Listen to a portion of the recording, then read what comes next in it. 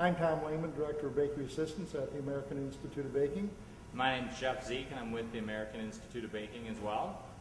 And today we're going to do some demonstrations for you on dough mixing, dough rounding, dividing and rounding, and then also we're going to do a little bit of stretching.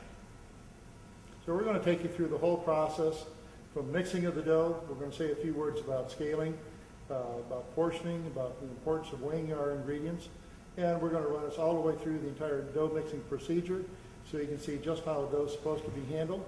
And we'll walk you through the entire dough management procedure.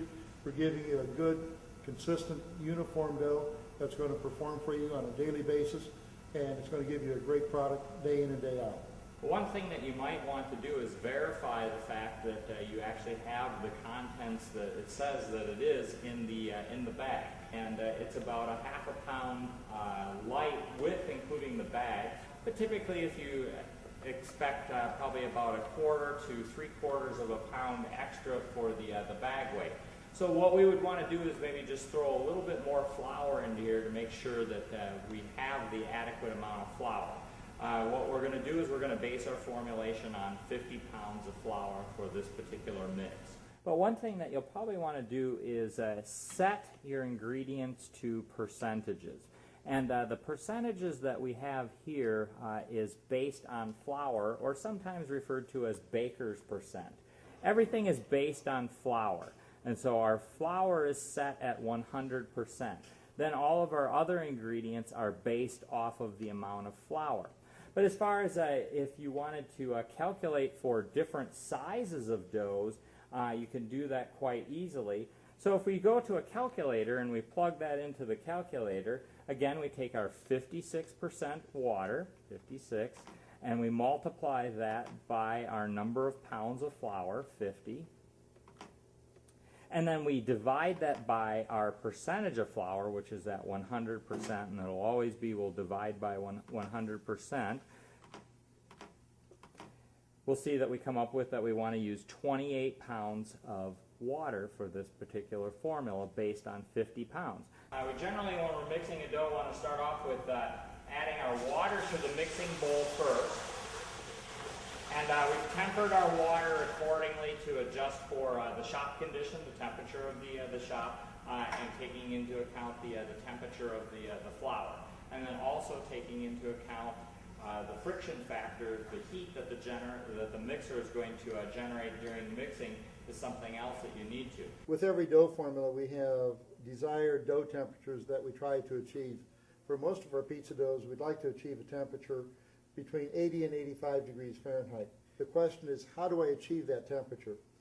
This calculation here will take you through that exercise, and some of the things that we need to know: friction factor, FF, FT for flour temperature, RT for room temperature, WT for water temperature, DDT, desired dough temperature, ADT, actual dough temperature. Now we have friction factor. This is something that must be calculated for each dough depending upon the size of the dough that we're running and the type of mixer. But friction factor is nothing more than mixing a dough, and we record the room temperature, the flour temperature, and the water temperature that was used to mix that dough. I normally say coldest tap water temperature, which should be right around 60. Record the flour temperature, record your room temperature. Mix your dough out until it's satisfactorily mixed, whatever you require for your mixing. When it's completely mixed out and you say, that's properly mixed, in my opinion, multiply that number times 3. So 3 times the actual dough temperature. Then, from that number, subtract the room temperature, the flour temperature, the water temperature. Our particular formula that we're using today, we're going to just run water, flour, salt, yeast, and oil. You can add sugar to your formula. This is an optional ingredient. Depending on how you're baking your pizzas, if you're baking in an impingement oven or versus a deck oven, that might dictate whether or not you want to add sugar to your dough. Sugar is going to cause browning. And for this particular dough, we get plenty of browning without adding the sugar. So now we have our water, flour, we're going to add our yeast. The nice thing about instant yeast is that you can just put that in right on top. There isn't anything special. You should not shock instant yeast by adding it directly to cold water. That's one thing that you do have to be careful about. When working with different forms of yeast, you do have to be careful in what contact they come in with other ingredients such as sugar and salt. Fresh compressed yeast does not do very good coming in contact with sugar and salt, so you have to be cautious about that. So we've added our yeast, and now we're going to add our salt.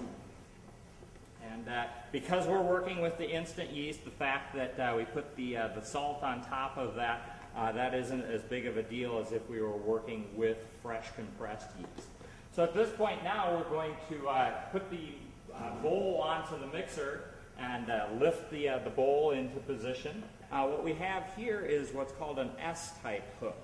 It has more of a kind of a corkscrew type of agitator as compared to a J-style type hook, which is more straight up and down. And what tends to happen on those is the dough starts to ride up and wrap around. And if the dough is wrapped up all around the top, you're really not mixing it. The nice thing about the S-style agitator is the dough can only come up so far, and then it's pushed right back down into the mixing bowl. So we're going to put this on, and that's how easy it is right there. We're going to lift the bowl up off of the bowl trolley and get that out of the way. Get that out of the way. And then we're going to snap the bowl into place. And this is another nice added feature with the new Legacy mixer is this swing out action. But again, it's quite that simple as far as getting it locked into place. We do have safety guards on there with regards to when we actually turn the agitator on. When this is open, you cannot turn the agitator on, but you can raise and lower the mixing bowl. So now we're going to start off by mixing our dough in a speed that they refer to as stir. It's just a very gentle agitation. We just want to get the ingredients starting to combine. I had mentioned that we're going to add some oil to our dough formulation, and we like to delay the addition of the oil as to prevent interfering of hydration of the flour. It's very important that we get the flour adequately hydrated, so we want to give the flour every chance to grab onto as much water as possible.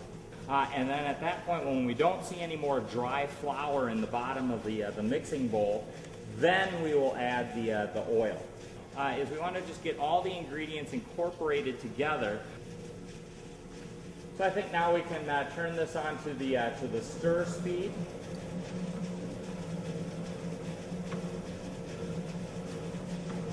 And we'll mix for probably about a period of about 2 minutes or until we observe that dry flour is no longer in the bottom of the mixing bowl.